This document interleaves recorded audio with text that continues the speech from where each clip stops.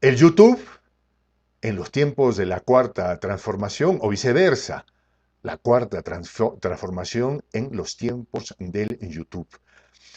Para el programa de hoy tengo el honor de presentar para ustedes a Carlos Federico de Conexión MX, un ya conocido youtuber, un gran defensor además de las políticas de Estado implementadas o que comienzan a implementarse por el gobierno del presidente Andrés Manuel López Obrador, y un amigo que conocí hace un par de días gracias a una reunión en la que estuve, de esas reuniones virtuales que ahora se hacen, en la que un amigo mutuo, Wilmer, eh, no- nos convocó a una reunión y decidí invitarlo para una conversa aquí en Prensa Alternativa. Carlos, buenas noches, bienvenido.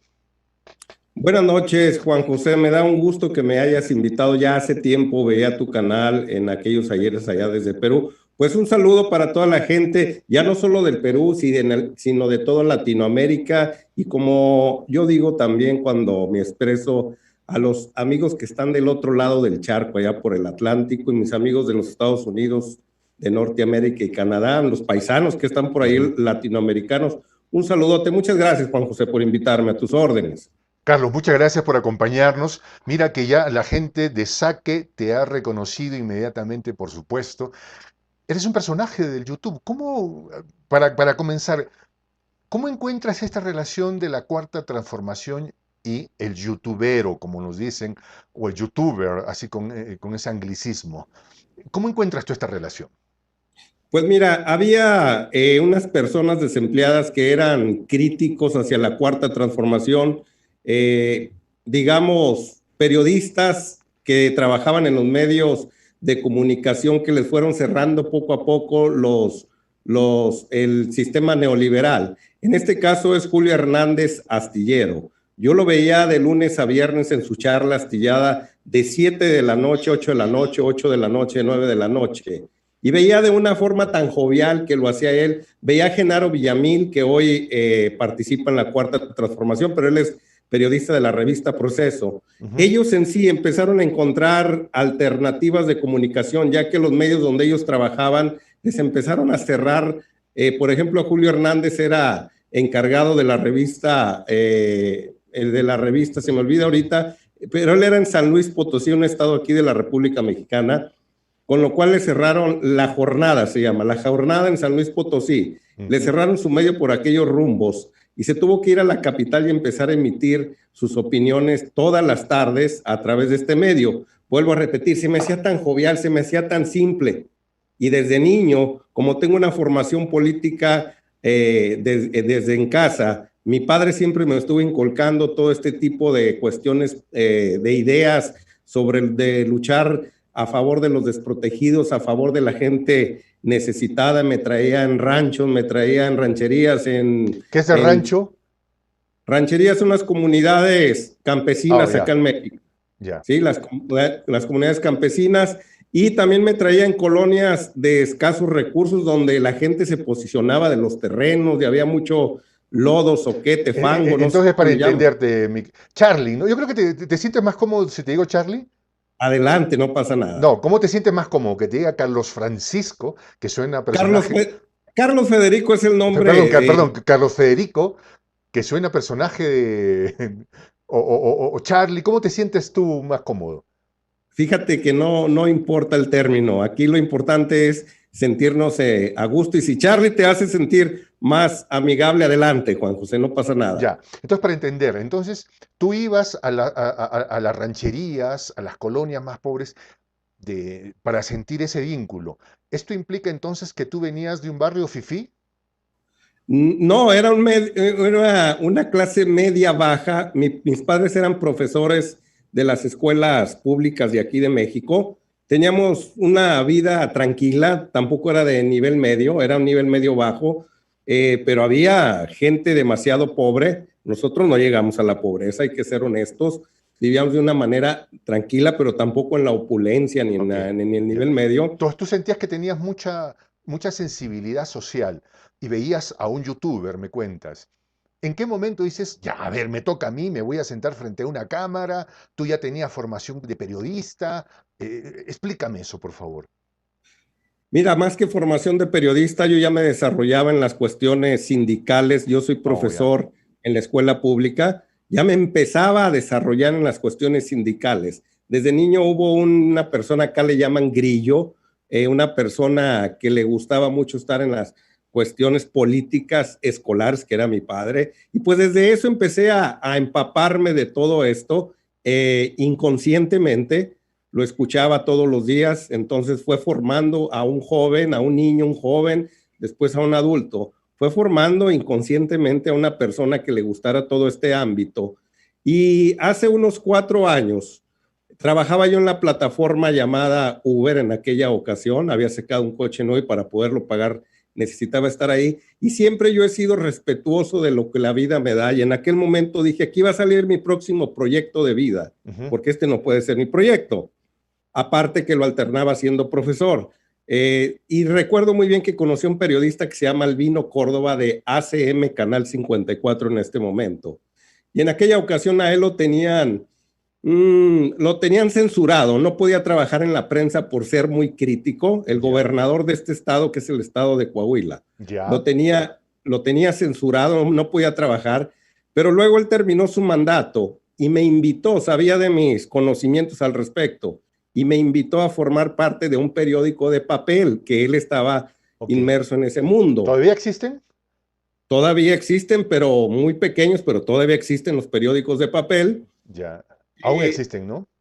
Sí, aún existen, claro que sí, ¿Alguien los pocos, compra? pero sí, las personas de antaño, las Las personas personas. están acostumbradas a seguir hojeando un papel, no se acostumbran, Sí, en mi caso también, mi padre compra todavía, manda que le compren su diario, ¿no? sí, mi madre tiene su suscripción ahí Entonces, todavía.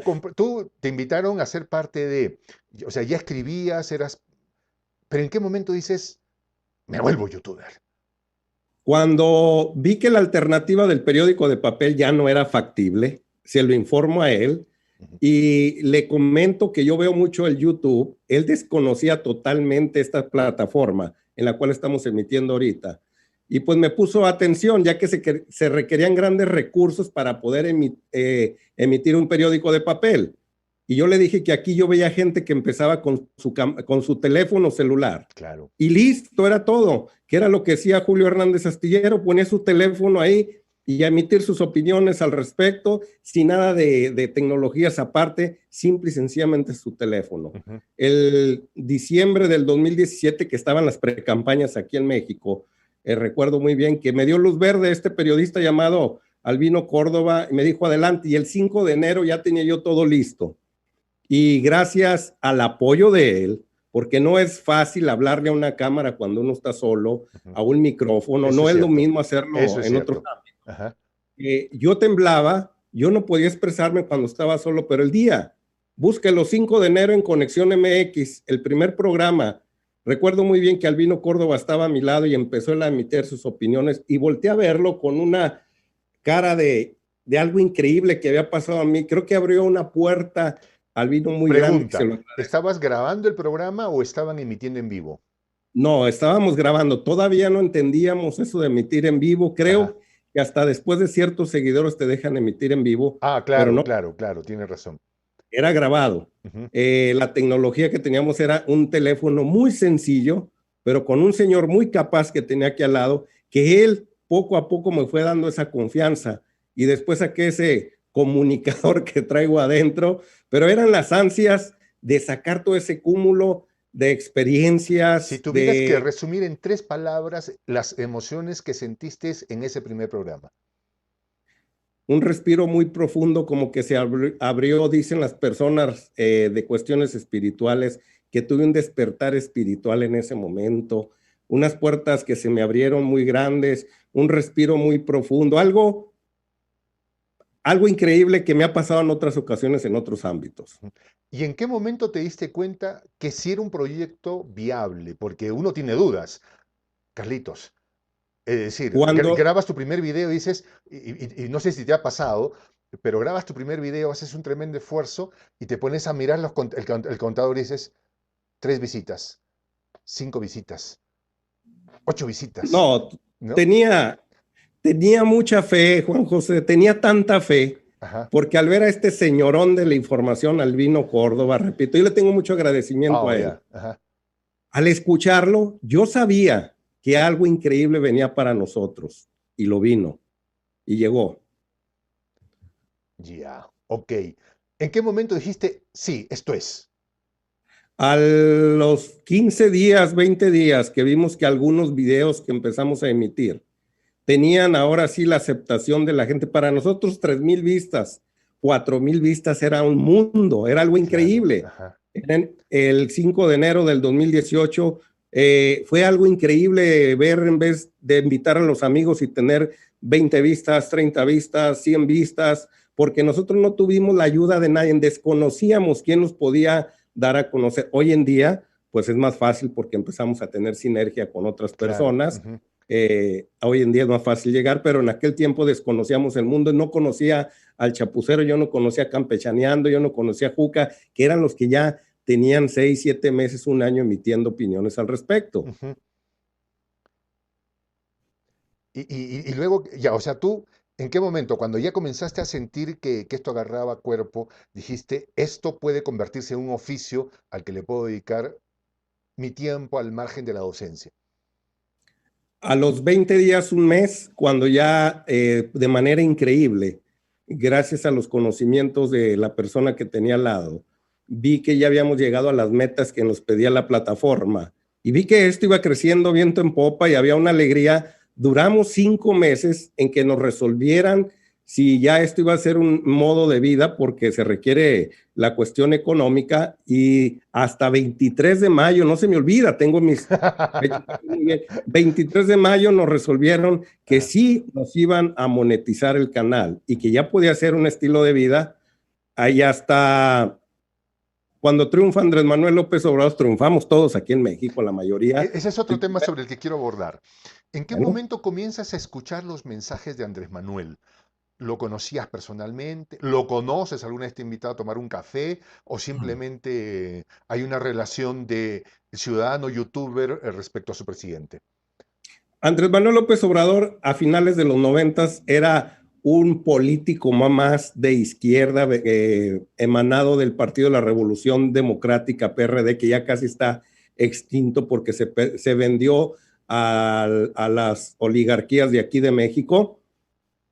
A finales de los años 90 veo a Andrés Manuel López Obrador, pero Cuauhtémoc Cárdenas era el líder moral de ese partido Ujú. y pues ya llamaba la atención lo que hacía López Obrador, como muchos, tantos más. Tampoco López Obrador era el pilar, el que llamaba pues a todas las masas. Había bastantes personas, Ujú. entre ellas Chayo Robles, que ahorita está en la cárcel por cuestiones de corrupción, entre ellos ella también estaba ahí. Ujú. Y él triunfa en el año 2000, cuando sale Cuauhtémoc Cárdenas de ser el mandamás ahí en el Distrito Federal en aquel tiempo, la capital de México, pues lo sucede Andrés Manuel López Obrador y se vuelve muy mediático ¿Quién? porque Andrés Manuel. empieza Andrés Manuel Ajá. López Obrador, se vuelve muy mediático cuando se vuelve el mandamás ahí del Distrito Federal porque inician las mañaneras Ujú.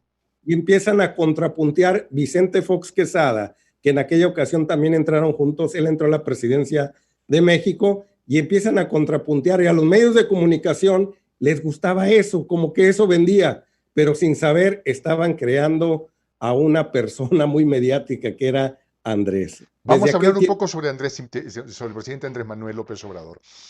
Es un hombre que tiene 65 años, ¿puede ser?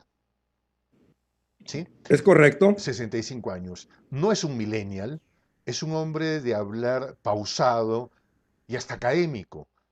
¿Por qué arrasa emociones en los sectores más jóvenes? O sea, digamos, no es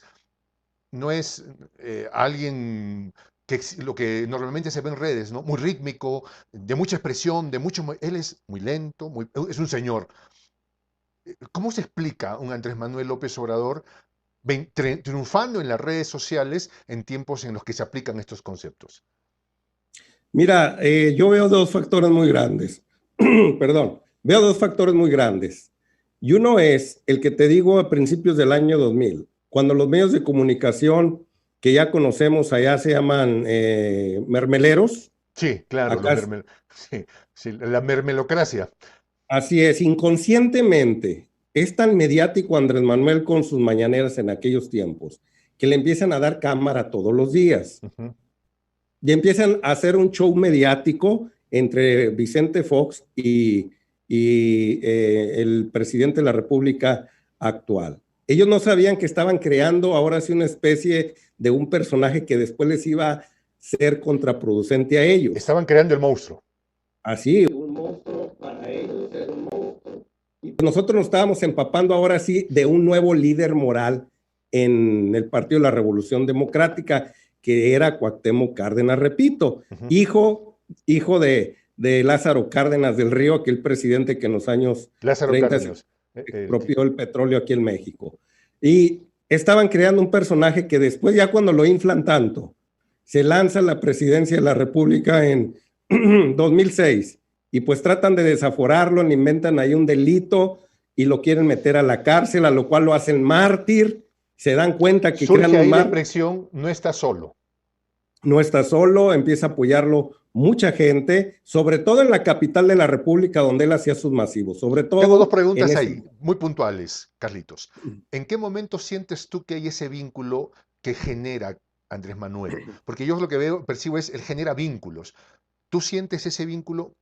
Y de ser así, ¿cuándo se genera? Y el segundo es, ¿en algún momento tú has tenido vínculo directo con la gente de Morena, del partido? No, vínculo directo jamás he tenido con las personas de Morena. Esto nace de una cuestión ciudadana nada más. ¿Y desde qué momento nace mi atención hacia Andrés Manuel López Obrador? Cuando lo quieren desaforar. Se me Mm. hace eh, algo que no va dentro de las cuestiones honestas. Veo que es visceral lo que están haciendo estos señores, pero me doy cuenta de que se les voltea ahora sí la tortilla, como decimos en México, se les voltean las cosas a estos señores. Después pagaron ellos para que no lo detuvieran, porque sabían que dentro de la cárcel se iba a crear un mártir, un personaje todavía mayor, Mítico. mítico, sí, era lo que estaba haciendo. Se avienta un discurso el presidente en la Cámara de Diputados cuando lo van a desaforar, que es un discurso que hay que buscarlo, y así como los de Salvador Allende en su momento. Creo que quedan para la historia en ese lugar. Desde ahí nace Deberían hacerse varias tesis de maestrías y doctorales sobre ese discurso, creo yo. Sí, ¿No? Aquellos que están en el ámbito.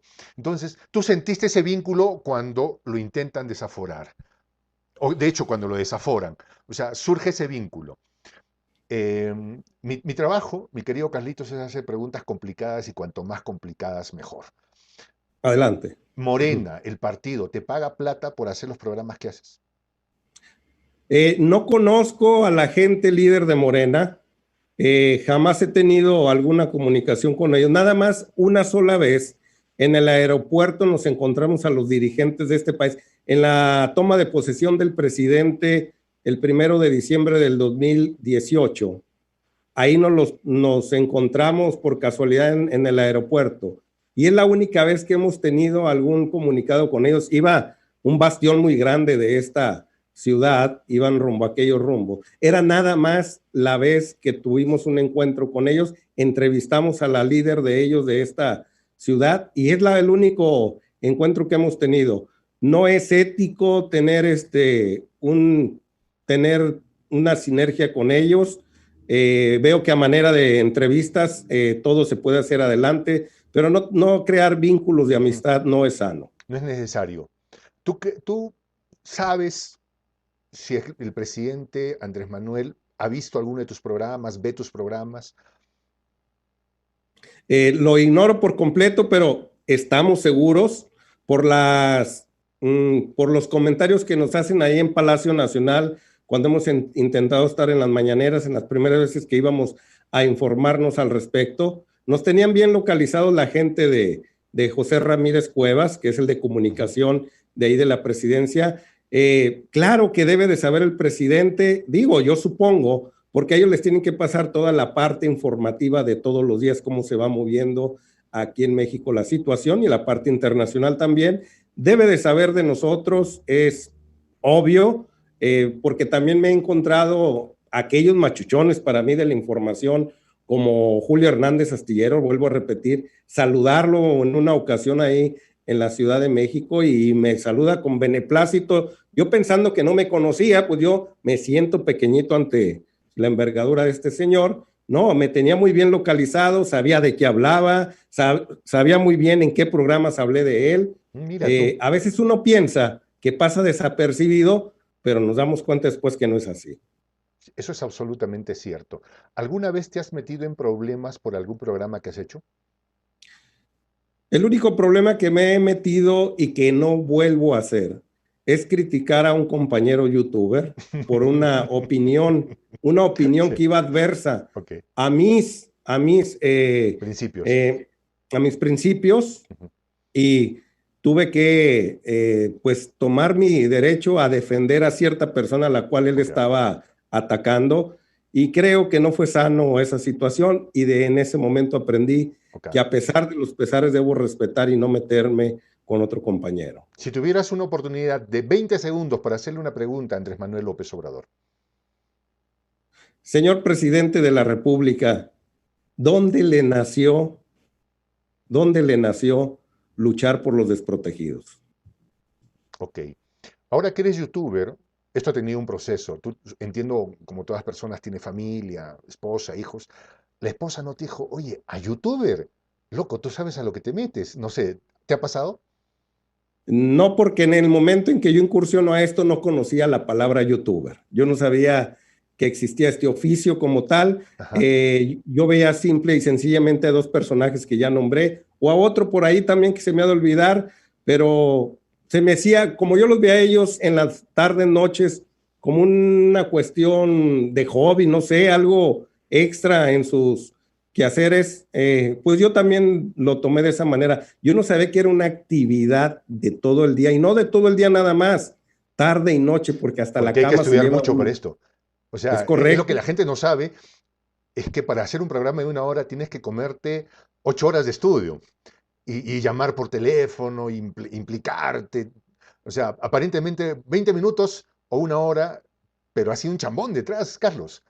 No, no, y también ir en camino hacia algún lugar y prender la radio, ir enterándonos de lo que dicen los medios de comunicación tradicionales para poder contrapuntear las informaciones que ellos dan, llegar a un lugar y lo conocen a uno los amigos y entrar en una polémica, en un debate al respecto, ir uno pensando qué es lo que sucedió el día de hoy, estar en un lugar y no estar en ese lugar mentalmente, sino estar pensando en lo que se dijo hace un momento, las opiniones que dio Andrés Manuel, las opiniones que contestó aquel, se va uno a la cama y hay momentos en que uno sigue ahí con la licuadora mental dándole, o sea, Hay alguna cosa que pasa, Carlos, y que uno nunca olvida. Es la primera vez que en la calle alguien te reconoce y te dice, ah, yo te conozco porque te he visto en el YouTube. ¿Quién fue esa primera persona? no recuerdo muy bien, pero sí me acuerdo el primer día que fuimos a la capital de México, el 1 de diciembre, fue algo increíble, no se me olvida, el llegar y ser reconocido, y lo tengo que decir de esta manera, me veía yo algo increíble, como si fuera un artista, porque había filas y filas de personas buscando tomarse una selfie. Antes eran autógrafos, yo me acuerdo que uno pedía un autógrafo, pero luego eran filas de selfies. Yo no sabía que había una fila porque veía gente alrededor, pero de repente volteo allá al horizonte y vi una fila. Eh, pero la gente es tan linda, la gente es tan cariñosa, que nos abraza, nos da muestras de aliento, nos dice gracias por existir, que cada vez que vamos ahí a ese zócalo, regresamos con un compromiso tan grande, con un alimento dentro de uno inmenso, que uno se casi se llena de convicciones. Y vemos que la mayoría, no toda, pero la mayoría de la gente es gente de extracción baja. También hay gente de alto Gente, poder gente económico ahí. vulnerable, digamos, que ve que por primera vez alguien defiende sus derechos.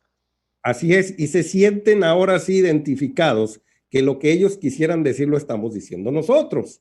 Entonces, es algo precioso, es algo, a mí me encanta ir al Zócalo, abrazar a la gente, estar con ellos, empaparse de todo eso. Bueno, pues ahora ya es muy común que aquí en las calles de esta ciudad me encuentre personas al respecto y se siente increíble, se siente muy bonito. Ahora sí siento mi utilidad tan grande Ujú. al ser ahora sí abrazado y que me llenen de comentarios en las calles. ¿Te han amenazado alguna vez por algún programa que has hecho, no por un tema youtuber, sino por algún político grandote? ¿O has sentido, te has sentido vulnerable frente a intereses deshonestos? He procurado no ver comentarios muy seguido, porque después se viene el embate de estas personas que no tienen rostro, y no me gusta tomar en cuenta ese tipo de comentarios adversos a uno. Les doy rápidamente vuelta a la plana. Esa fue una enseñanza también del periodista Albino Córdoba que me regaló, pero de gente conocida todavía no. Sí, de repente hay un comentario, pero no me gusta, ahora sí decimos por este lado, enrollarme en ese tipo de comentarios porque no me llevan a nada bueno. Después me van a distraer de las convicciones que tengo hoy en día. México ha tenido varios puntos de inflexión.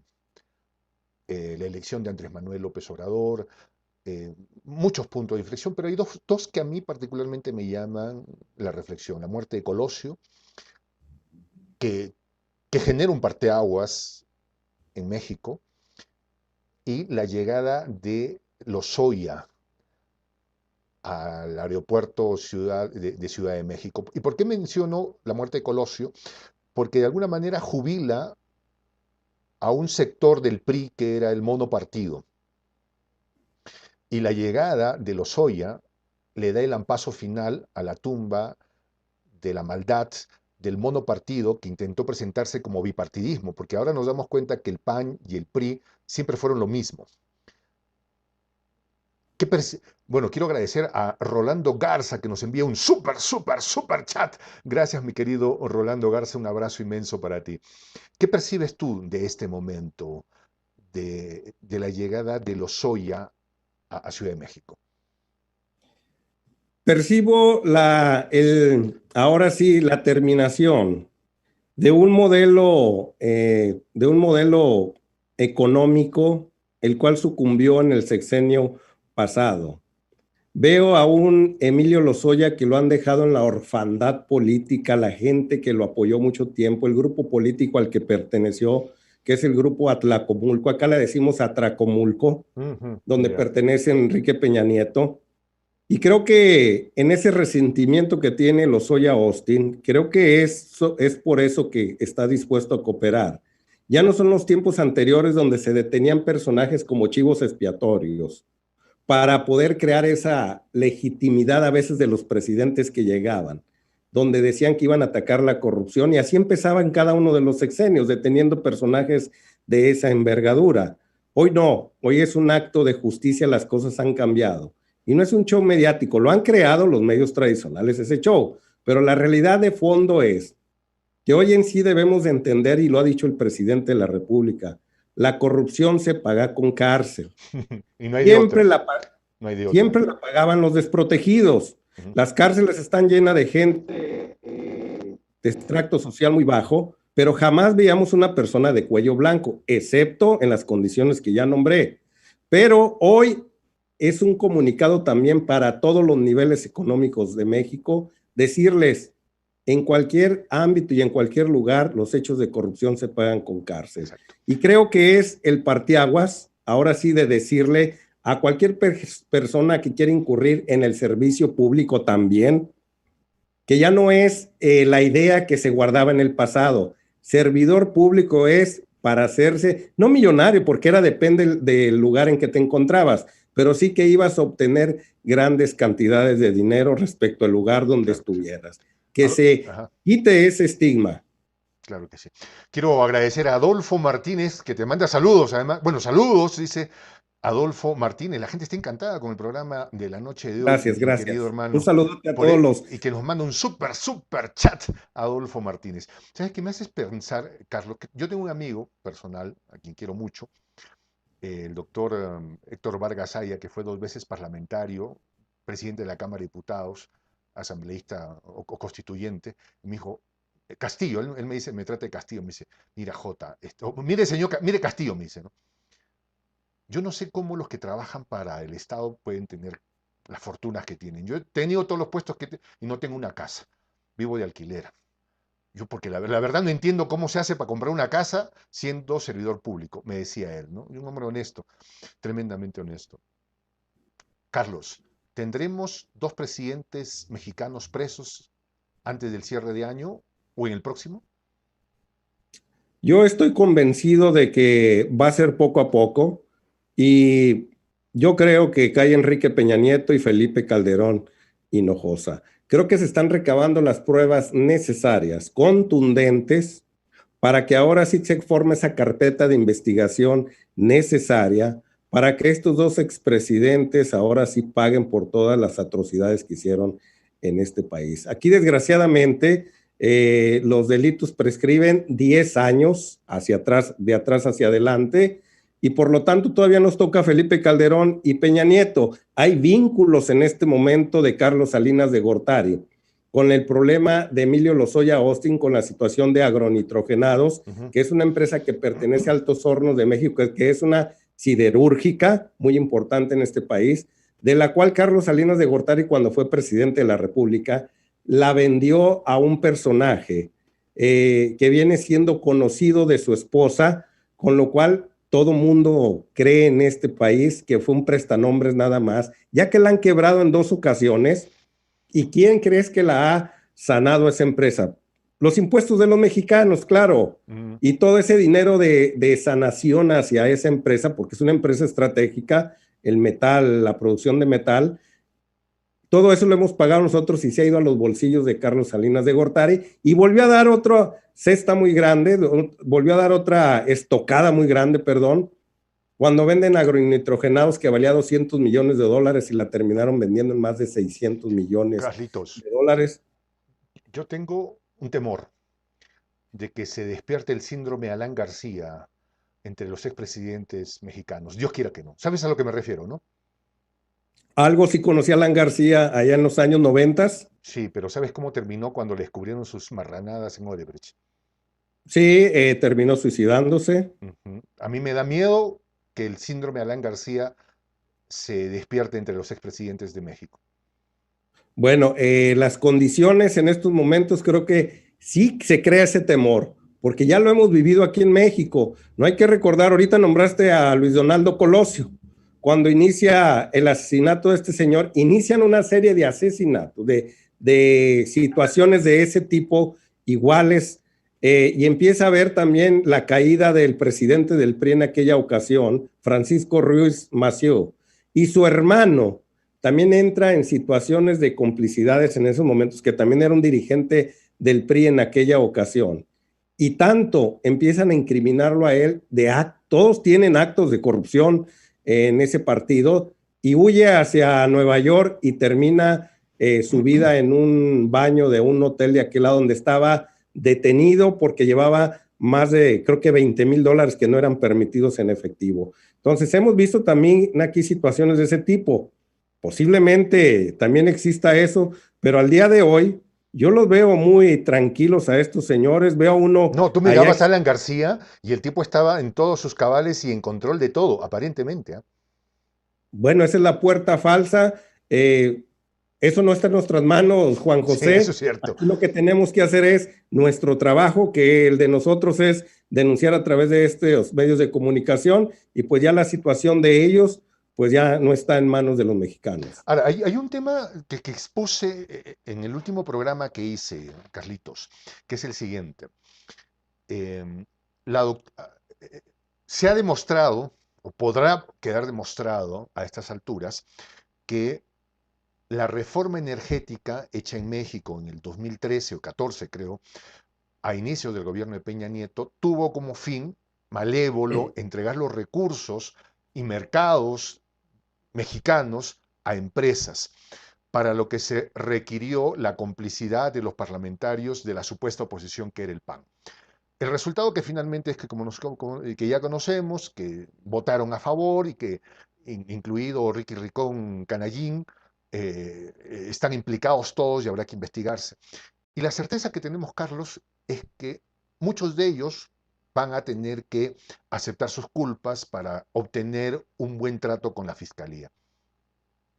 Pero algo que no se está llevando al debate, y es algo que me preocupa, y es algo en lo que perdimos la oportunidad en el Perú, Carlos, en dos oportunidades, en el tiempo de Fujimori y en el tiempo de Odebrecht, es que no se pudo aplicar la doctrina de las manos limpias, que era, si un acto jurídico de la dimensión como una votación en el legislativo para entregar recursos parte de un hecho ilícito, los contratos que se generen a partir de eso también tienen que ser ilegítimos. Y que quienes obtienen esos contratos no tienen ningún derecho que reclamar porque partieron haciendo las cosas mal. Estamos hablando de las 7 hermanas, las famosas 7 petroleras, que yo saco la proporción. Si es que a Ricky Riquín Canallín le dieron $1, estos facturan $1.000.000 por cada dólar que han entregado para los Ricky Riquín Canallines.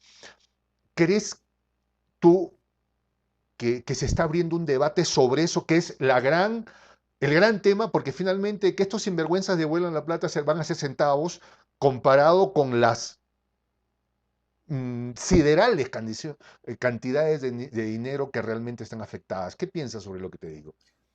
Creo que hay que retomar un poco del discurso del presidente de la República, donde hay momentos donde nos expresa que debemos mirar hacia adelante y no hacia atrás. Creo que hay muchas trabas en eso que estás comentando tú en este momento. Hay intereses internacionales a los cuales a la hora de llamar a rendir cuentas a muchos de estos personajes como los que acabas de nombrar, creo que también pisaría callos de las empresas transnacionales, que muchos de ellos tienen un poder económico muy grande. Y entonces hay que tener también la mediación. ¿Hasta dónde puedes ahora sí perjudicar a un personaje de estos y otros? Eh, el gran geopolítico Alfredo Jalife nos ilustra muy bien al respecto, porque a veces se nos olvida que estamos al lado del gran poder económico del mundo, que son los Estados Unidos de Norteamérica. Queramos o no, ellos tienen cierta injerencia en todos los países de Latinoamérica, ya que estos ¿Te puedo señores hacer una vendieron sugerencia? adelante. Quitémosle cierta, la palabra cierta. Perfecto, aquí vamos mejorando. Tienen injerencia en los países de Latinoamérica, vamos a rectificar. Y Andrés Manuel López Obrador tiene que jugar con eso. Sí, eso es cierto. ¿Hasta dónde tiene ciertos movimientos que hacer y hasta dónde no le permiten? ¿A qué intereses va a pisar y a cuáles no? Porque también Claro, esto es de es como acuerdo. aplicar el arte de la guerra, ¿no? O sea, no te metas a una guerra que sabes que no tienes manera de ganar, ¿no? Es ¿Para qué te correcto. presentas a una batalla si sabes que el adversario tiene todos los recursos y tú tienes un resorte, una resortera? O sea, Es lo que vimos en Venezuela. Quisieron jugar cierta parte de esta manera, luego después los intereses económicos los tienen en una crisis económica, y creo que México no está dispuesto a jugar esa parte nada más por un orgullo o porque algunas personas son radicales en este país. No, tenemos a un presidente que conoce muy bien geográficamente dónde estamos situados, la situación económica en la que estamos, quién está al lado de este país, de qué manera hace ejercer su poder el país de Norteamérica. Bajo todos esos intereses, creo que también es la forma de quiénes van a estar en la cárcel, quiénes no, qué intereses se pisan, y creo que dentro de eso a veces el presidente de la República por eso dice, miremos hacia adelante, porque si nos metemos aquí atrás nos vamos a meter, como dices tú, en un cuartel sin salida. hay una expresión de Jalife que me llama la atención. Yo coincido en muchas cosas en las que él plantea, cuestiono otras, pero hay una que me ha gustado en particular. México tiene a Estados Unidos en la billetera y a Latinoamérica en el corazón y en la mente. ¿Qué piensas de esa expresión? Palabras más menos. A ver, ¿me la repites, por favor? México tiene a Estados Unidos en la billetera, pero a Latinoamérica en el corazón y en la mente. Es correcto, hay una afinidad por ser casi idénticos en nuestra manera de sentir y pensar los latinoamericanos. pero las cuestiones económicas, bien lo dijo también alguna vez el expresidente de Uruguay, Pepe Mujica, que también no nos vamos a chupar el dedo de quién es el dueño, parte del dueño del capital de México, del mundo, y son los Estados Unidos de Norteamérica, nuestra vecindad que tenemos con ellos. Y tenemos que saber aprovechar ahora sí esa colindancia con este país, que es a quien le podemos vender más mercancías, con el que podemos tener esa sinergia, ya que desgraciadamente entre nosotros los latinoamericanos, alguna ocasión, no recuerdo cuál mandatario dijo, que en vez de ser los Estados Unidos de Latinoamérica, somos los Estados Unidos desunidos de Latinoamérica, y que en algún momento debimos de haber formado en toda esta parte del continente un solo país entre ¿Qué te todos. parece Por el eso, proyecto de la patria grande? se me hace Ujú. muy difícil, y creo que no habrá permisos de los intereses económicos. Pero ¿no crees que antes que una decisión política de los mandatarios, esta puede surgir del mandato del corazón del pueblo a través de una composición cultural, de la música, del canto, de la danza, del amor de ese tipo que se enamora del peruano, que se enamora de la mexicana? ¿No crees que eso surge a partir de eso, del chileno que se va a hacer los estudios a la Argentina? ¿No crees que es un constructo más que una decisión política? Sí, claro, y ya se ha hecho en los años 70 cuando llegaron esos presidentes autoritarios ahí, sobre todo en Sudamérica. Creo que empezó a haber esa sinergia entre el arte, entre el reencuentro entre la Latinoamérica. Yo lo viví, era muy niño y jovencito en aquellos ayeres. Recuerdo que aquí llegó mucha gente de la Argentina, sobre todo, chilenos también llegaron, y veía esa hermandad, se empezaron a formar a través de la música, de la pintura, en diferentes partes de las artes, empezó a haber esa hermandad entre todo el grupo de Latinoamérica. El Ya. país del norte se dio cuenta de toda esa situación y empezó a hacer su tarea para desunir una vez más esos lazos que se estaban creando. Se me hace tan difícil por esa cuestión histórica que estoy nombrando, porque lo que menos le interesa al país del norte es tener una América Latina unida. Al contrario, la necesita desunida para poder así sacar sus materias primas y tener su mano de obra barata, en la cual ellos se sacian a más no poder. Yo viví un tiempo de aquel lado sin los documentos necesarios, como muchos paisanos que laboran en aquel rumbo, y me di cuenta que todo está sustentado, esa vida bonita de aquel lado, esa vida hermosa, no iba a decir sustentable, pero no lo es, porque lo que voy a decir, esa sociedad está formada con muchas atrocidades en el mundo, con muchas injusticias en el mundo. Cuando yo veía toda esa infraestructura hermosa que tienen esos señores de aquel lado, me daba cuenta que cada una estaba formada por cada atrocidad allá en Latinoamérica, por cada situación en la cual estábamos viviendo nosotros. Decía y me preguntaba yo, ¿qué pasaría con este gran poder económico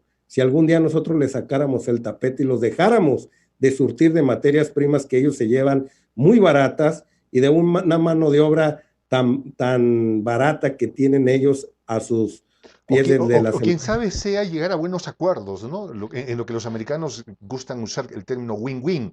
Oye, gana tú, pero déjame ganar a mí también. Déjame reconocerme en mis propios recursos naturales para ver cómo le doy valor al mismo.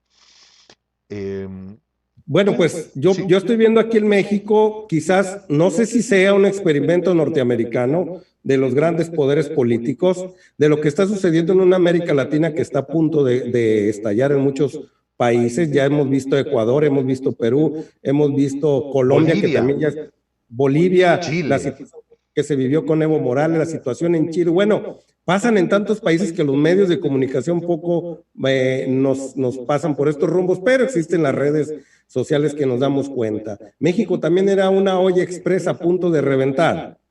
Y creo que ahora sí voltean a ver un modo político alternativo diferente a los dos que nombraste hace un momento, que era el PRI y el PAN, que eran para lo mismo, eran unos corruptos de primera. y dejan ahora sí que se triunfe, abren la puerta, hasta alfombra roja le ponen al Andrés Manuel López Obrador, porque no hacen ningún tipo de políticas adversas en contra de él. Creo que este experimento que están viendo de una política humanística, ojalá y sea la puerta para abrir a los Exacto. demás países y que los Estados Unidos de Norteamérica entiendan que hay formas diferentes de hacer, Exacto. como lo acabas de decir tú, Es lo que que podamos tener una vida digna, con crecimiento y que al y que final de va a ser un veras, buen negocio para ellos. Porque claro, los tiempos del capitalismo de Reagan y de la Thatcher ya no. Como jamás podrá implementarse un sistema económico al de Lenin, al de Stalin o al de Mao. Son extremos que no funcionaron en ningún lado. Tomemos lo mejor del capitalismo, porque si los gringos son buenos son para trabajar. Y tú lo sabes que has estado al otro lado. Son gente muy organizada, son buenos para eso.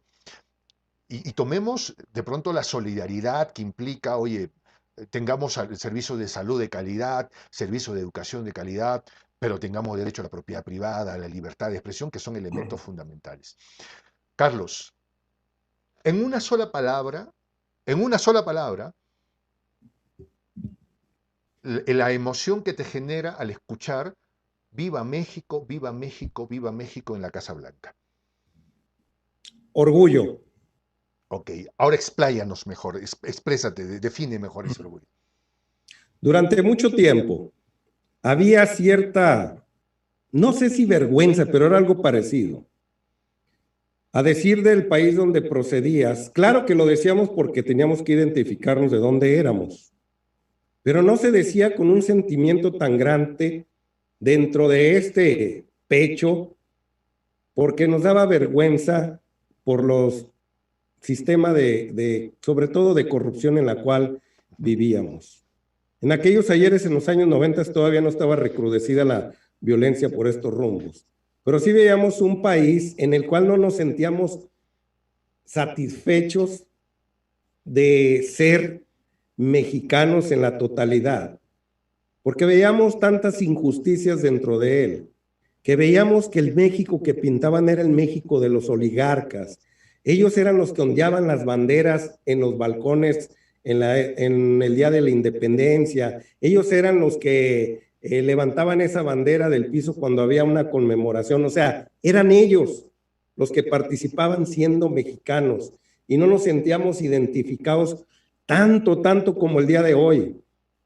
Éramos mexicanos, nos sentíamos mexicanos, pero faltaba ese sentimiento tan grande de gritarle al mundo, soy mexicano y me siento orgulloso de tener un presidente como el que tenemos. Me siento orgulloso que estemos luchando, que estén sucediendo tantas cosas en este país, que hoy sí siento, porque yo vivía de aquel lado del río Bravo, del Golfo de México, y yo veía ese orgullo norteamericano, sobre todo la última vez que estuve por aquellos rumbos fue cuando cayeron las Torres Gemelas, y recuerdo muy bien que todo el mundo traía en sus autos God bless America, creo que así tenían todos esa frase ahí, God bless America, pero era algo increíble, veía las banderas afuera de las casas, aún sin esa situación que comenté, la gente pone sus banderas con mucho orgullo, o sea, veía ese orgullo de ser norteamericano tan grande que yo no lo veía aquí en México,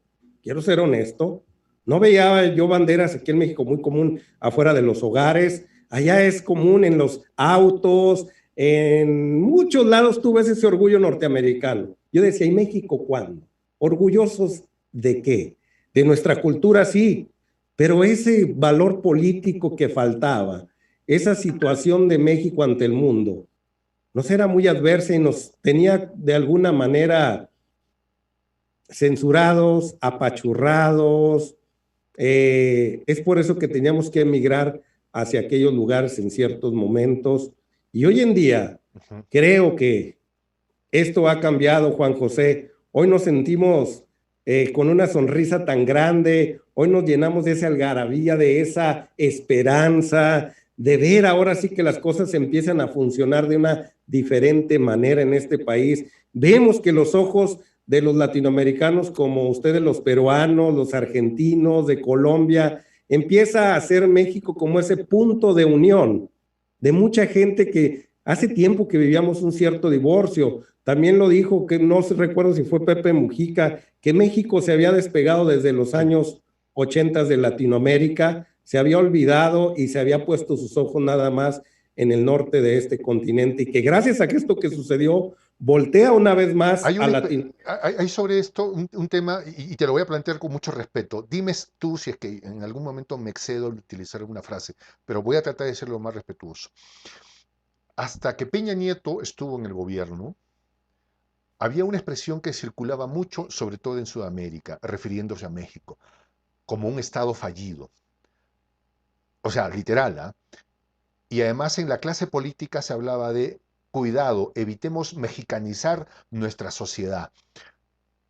Y entonces uno decía, México se rompió, pero se rompió en mil pedazos. Era la sensación de un estado fallido hasta que llega Andrés Manuel López Obrador. ¿Tú percibes que, o sea, percibes que eso pasaba o era una mirada que solo teníamos desde Latinoamérica? Y discúlpame No, si he sido grosero al utilizar alguna expresión. no, era también las expresiones que usábamos en este lado, la gente de pensamiento crítico, que todavía tenía ahí alguna oportunidad de hacerlo en los medios de comunicación, ya que no lo teníamos nadie, era una expresión muy normal en este lugar, era un estado fallido porque no le hallábamos donde no había síntomas de corrupción, donde no había inseguridad en México y veíamos que este país se estaba desbaratando. Lo único que teníamos todavía salvado en este país antes de la llegada de Felipe Calderón Hinojosa, pues eran las cuestiones de seguridad. Era normal lo que sucedía que en México, como en todas partes del mundo, que viven en cierta normalidad, pero cuando llega Felipe Calderón, empieza a ver, ahora sí, creo que entendí cómo vive la gente en Palestina, cómo vive en aquellos lugares, acostumbrarnos a escuchar ciertos estruendos todos los días, ver esos periódicos todavía de papel, cómo escurría tanta información diaria que nos daban. Empezamos a ver ahora sí una descomposición social al ver también a la gente castrense, todos los soldados, en las calles, transitando las calles como si estuviéramos en una situación adversa civil. Creo que desde ese momento empezamos a ver que México ya estaba en ese estado fallido, desgraciadamente. Creo que es uno de los factores en los cuales el gran poder económico mundial necesita curar esas heridas tan grandes. Y es por eso que ahora sí, vuelvo a repetir, dejan la puerta abierta para que entre un personaje y empiece a remendar todo lo roto que dejaron esa bola de bandidos, sinvergüenzas, que así yo común que les diga, Unos eh, malvados de primera. malvados de primera. Creo que los intereses económicos mundiales dejaron esa puerta abierta al ver lo que ustedes estaban viendo. Así lo sentíamos también, Juan José. Voy a pedirle, me parece que, permíteme Carlitos, me están diciendo que mi audio no está, hola, hola, bueno, yo estoy registrando que mi audio está perfecto. Eh, Carlos, por favor, ¿podrías probar tu audio? Cuenta hasta Voy, tres. voy, voy. 1, 2, 3, 3, 2, 1. Me parece que está bien, pero bueno, a ver, nuestros amigos son nuestro grupo de producción y nos dicen cómo va el asunto. Me parece que está bien, me parece que está bien, Dios mediante. A ver, vamos a checar. Bueno, acá lo tenemos todo bien. En todo caso, voy a tratar de hablar un poco más fuerte para que la gente me pueda escuchar bien. A ver, Adelante, ya lo estoy escuchando aquí en el celular y te oyes correctamente. sí, se escucha bien. A ver, se abre otro escenario, Carlitos, que es el próximo proceso para elegir al legislativo. Y si es que Andrés Manuel o la Cuarta Transformación no tiene presencia definitiva en el legislativo, es probable que la Cuarta Transformación pueda perder fuelle, pueda perder potencia. ¿Morena está dando la talla? No, no. Y tengo que dar un hecho histórico rápidamente. Cuando triunfa Vicente Fox Quesada, que nos regaló cierta esperanza aquí en México por haber llegado a un partido después de 70 años al poder, un partido diferente que creamos en ese momento. Tenía el Congreso adverso a él, no lo dejaron hacer casi nada, que estaba en manos del Partido de la Revolución Institucional, Partido Revolucionario Institucional, el PRI, no lo dejaron hacer casi nada. Con ese ejemplo que estoy poniendo, quiero hacerle sentir a la gente de este país, en México, que es muy importante que le demos ese voto de confianza al presidente, a pesar de los pesares de lo que está sucediendo en Morena, que todavía no logran ponerse de acuerdo, donde empiezan otra vez a formarse tribus. Así les llamaban en el Partido de la Revolución Democrática, donde casi la mayoría de ellos emanaron, se salieron por los actos de corrupción que se vieron, sobre todo en todas las reformas con Enrique Peña Nieto, donde empezó a llover mucho dinero y muchos de ellos, entre ellos López Obrador, se sale en esos tiempos y forma el Partido del Movimiento de Regeneración Nacional. Y allá se formaron tribus, los cuales le hicieron mucho daño a ese partido. Hoy acá muchos intentan formar otra vez esas mentadas tribus, las cuales pues al final y al cabo sucumbieron ahora sí ante esa situación que pasó en aquellos ayeres. Hoy en día están tratando ahora sí de resurgir. Creo que se requiere, aquí lo que veo, Juan José, es que desgraciadamente había un líder moral con un talante tan grande que era Andrés Manuel López Obrador, que difícilmente va a surgir un personaje de su misma envergadura, el cual pueda aglutinar a todas esas personajes que te comento y empiecen ahora sí seguir a un mismo objetivo. Veo que se han formado diferentes líderes, entre ellos Martí Batres, Monreal, Polevsky, y vemos otros más por ahí, que cada quien empieza a formar sus grupos y mientras ellos están en un pleito a ver quién llega a ese poder mentado, estamos viendo que mientras están olvidando a los mexicanos. Creo que este es un estirón de orejas desde cualquier portal de Conexión MX, de aquí del tuyo, Juan José, y de todos los demás, que deben ya apaciguarse. Todavía existe el efecto Andrés Manuel López Obrador. Y eso va a ser que otra vez la gente vote por convicción y no vote por convencimiento. Exacto. De ese partido. Sobre este tema hay un punto que me ha interesado mucho. Serán 3 semanas atrás, lo entrevisté a Carlos Pozos, a nuestro querido Lord Molécula. Y le hice una pregunta que no nació en realidad de mí, sino de una señora que vive en Estados Unidos, que tiene una condición económica media, alta, media, alta. Y me dijo, ¿sabe qué? Yo soy una persona mayor, me preocupa esto lo que te digo, que Andrés Manuel no vaya a tener una presencia en el Parlamento, yo soy cuarta T hasta lo que me quede de vida, es una señora que tiene un tema de salud complicado, y me dijo, por favor, dígale a Carlos Pozo que se postule al Parlamento, que yo lo apoyo. ¿Ya? Entonces le dije, mire señora, yo en el tema de esto de recursos yo no me meto, pero lo que sí puedo es trasladarle la pregunta a Lord Molécula. Y la gente lo quiere, ¿eh? Lord Molécula a veces creo que peca de cándido en los comentarios, o no sé si es un zorro colmilludo, un zorro viejo colmilludo, pero la gente lo quiere. ¿Lo ves tú en un escenario de ese tipo, por ejemplo, hablando de nuevos rostros? Creo que sería un personaje muy valioso. Es un personaje demasiado inteligente, demasiado culto. Lord Molécula, dentro de su seriedad, como lo pintas tú de otra manera, hay un personaje detrás de él que tiene unos conocimientos tan grandes y una experiencia que a mí me ha dejado impresionado ahora sí el valor cultural que tiene Lord Molécula al respecto. Los medios de comunicación se han encargado también de hacer mucha publicidad a favor de él y bienvenida. Lo que pasa es que lo han querido destrozar a Lord Molécula y en su afán de hacerlo lo han catapultado, más bien, me parece.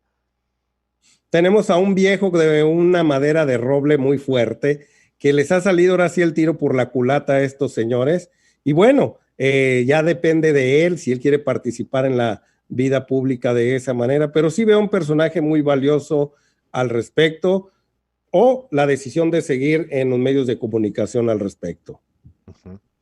¿Qué es México para ti ahora? que es México es un lugar, Ahora, no, aquí ahora. ahorita México es un lugar de hermandad.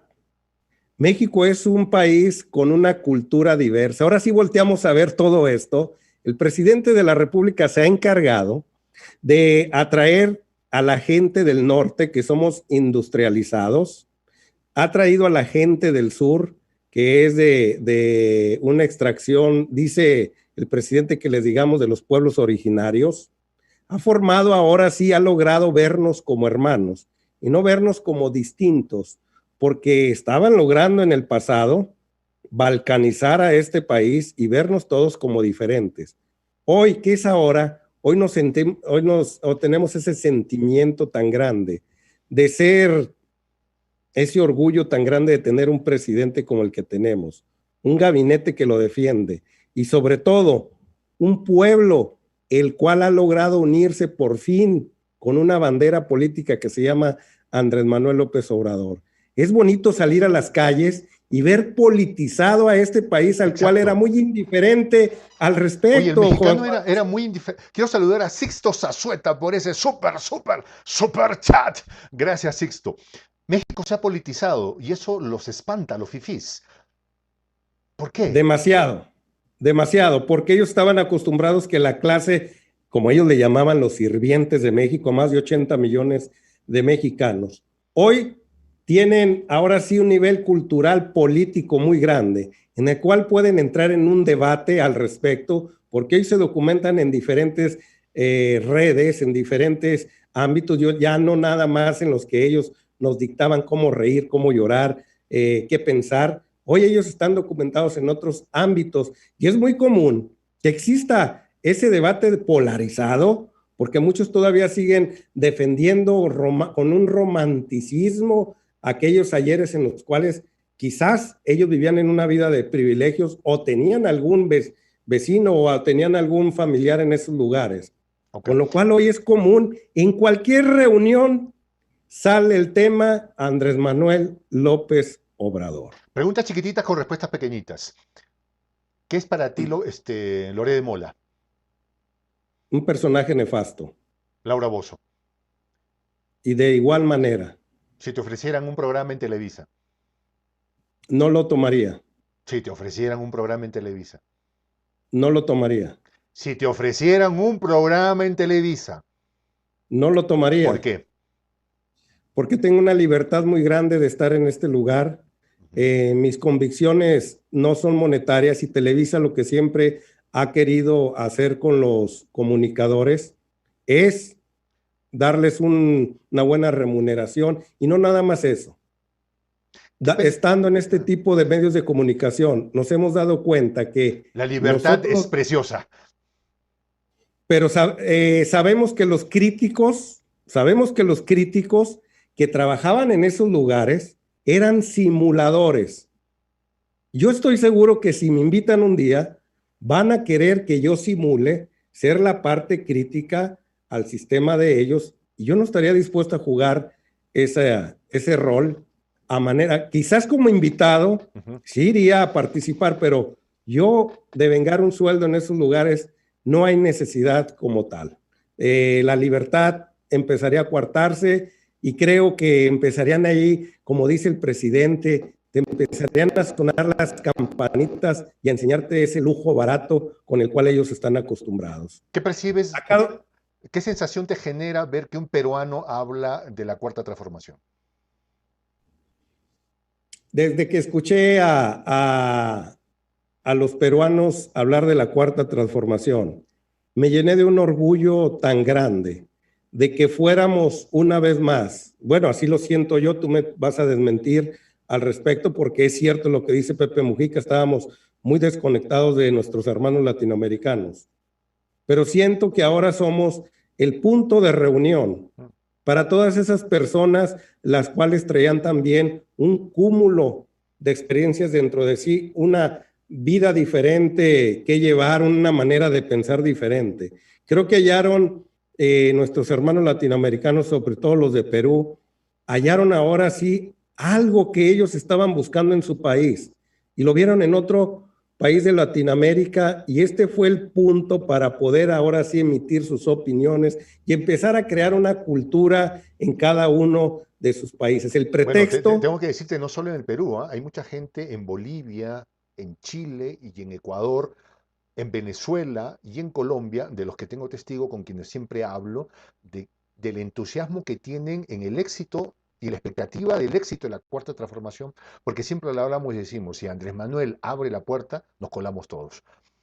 Hablaba con Eli Valadez el otro día, esta tremenda youtuber que ya arranca con su canal, o esta tremenda mujer mexicana y tan, tan de la cuarta transformación, me decía, Jota, por qué tú te interesas tanto en México? Me decía, ¿no? Porque soy interesado, le digo. Porque si a ustedes les va bien, Latinoamérica se mete por ahí. O sea, por la primera rendija que nos abran, ahí nos metemos, ¿no? Y esa es una convicción que tenemos. Quiero agradecer a Sixto Zazueta, felicidades, dice, y sigue lanzando sus superchats, ¿no? Y Arturo Montero que manda otro super chat de Arturo Montero. Buen programa de opinión. Saludos JJ y Fede desde Mexicali. A ver, Federico, si recuperamos la conexión, ¿me Sí, ahí escuchas? voy. ¿Sí?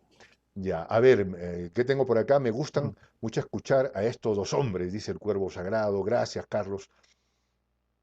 Entonces quedamos en que no te gustaría ser parte del grupo mediático. ¿Qué ves No, después, no, no.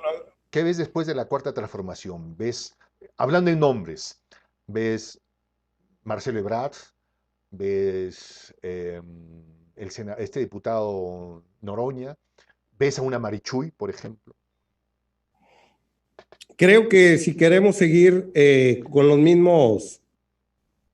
mismos pensamientos de la cuarta transformación, si seguimos con los mismos objetivos, y si quiero pensar en un personaje que veo que es incorruptible por su modo de vida, por su manera de expresarse, por su camino en el poder legislativo, yo creo en Gerardo Fernández, que Ujú. sería un hombre perfecto para proseguir con la cuarta transformación. Después de él, veo a un Martí Batres, a Marcelo Ebrard, a Ricardo Monreal, a pesar de que ha sido golpeteado bastante, pero está en un lugar donde se presta para eso. Y fuera de ellos, veo personas que, no sé, pero la situación que pasó en Ecuador con Lenín Moreno, Ujú. donde el señor Rafael Correa nos explica que era afín a la transformación Oye, también de aquel tú no país. sabes el inmenso trabajo que hicieron en México, perdón, en Ecuador. Te diré, te voy a poner un ejemplo. Sucedió el fenómeno del niño en las costas peruano-ecuatoriana. Y tú te dabas cuenta ahí el impacto de las políticas de Estado que se habían implementado. De la frontera de Ecuador hacia el norte, el daño era 3%. De la frontera de Ecuador hacia el sur, o sea, de Tumbes hacia el sur, Perú, la devastación era del 97%. Y la explicación eran las políticas de Estado que había implementado Rafael Correa. O sea, eso ya nadie lo cuestiona. O sea, pueden haber muchos discursos políticos, muchas cosas. El tema es, aquí hicimos prevención. Aquí construimos infraestructura, siendo Ecuador un país con una población mucho más pequeña que el Ecuador, que el Perú, perdón, territorialmente más pequeño, con un PIB más pequeño.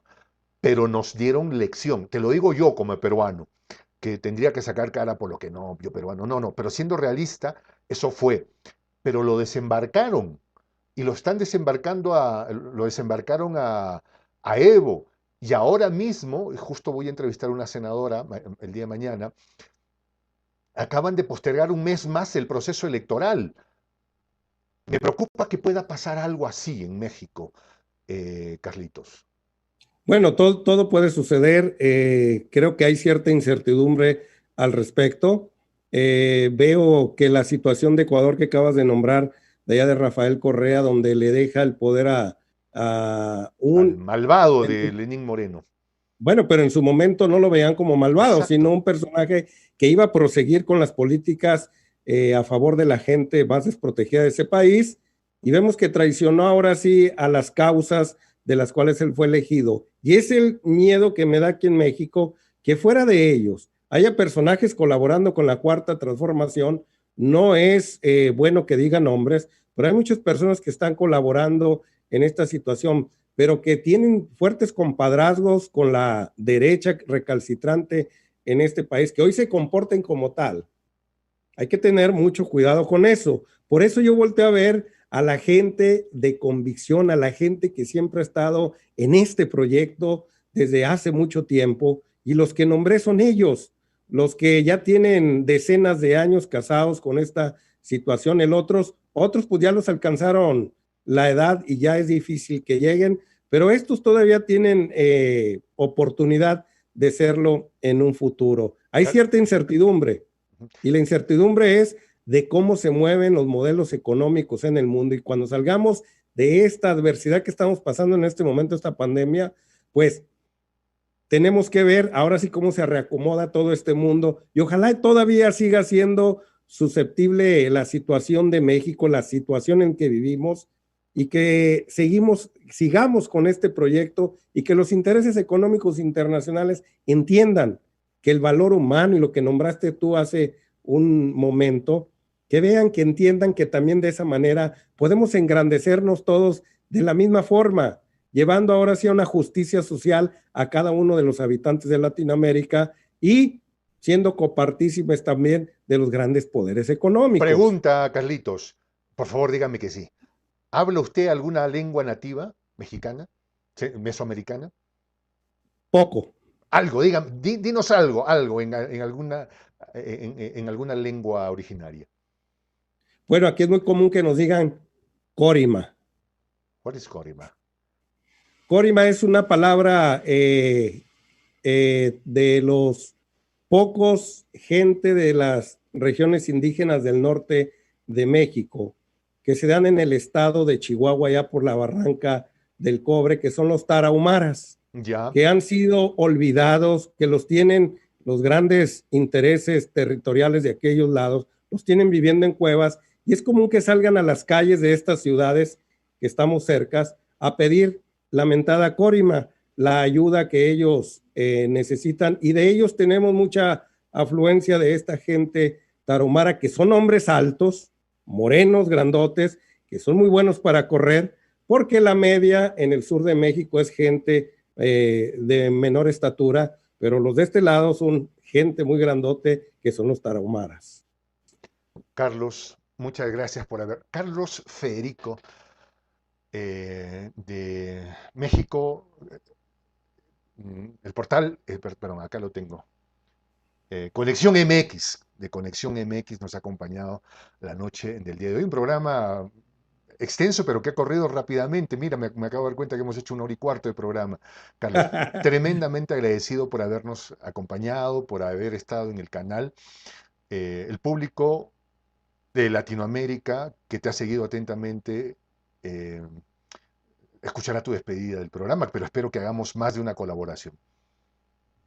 Bueno, yo espero que todos los hermanos latinoamericanos tengamos ahora sí el pretexto muy grande para volver a hacernos aquellos hermanos que éramos hace 30, 40 años. El pretexto es este fenómeno que está pasando en México, el fenómeno que ya había pasado allá en Bolivia, pero que los medios de comunicación adversos a la hermandad no divulgaron por todo Latinoamérica, pero hoy tenemos ahora sí las redes, las benditas redes sociales, con lo cual si ellos no lo quieren hacer, hoy tenemos medios alternativos al respecto. Yo espero que sobre todo en tu país, como en los demás países, tengan ahora sí, Juan José, todas los medios tecnológicos para que surjan tantos youtubers, tantos tuiteros, tantos facebookeros, que defiendan las causas de la gente que más necesita tener esa justicia social.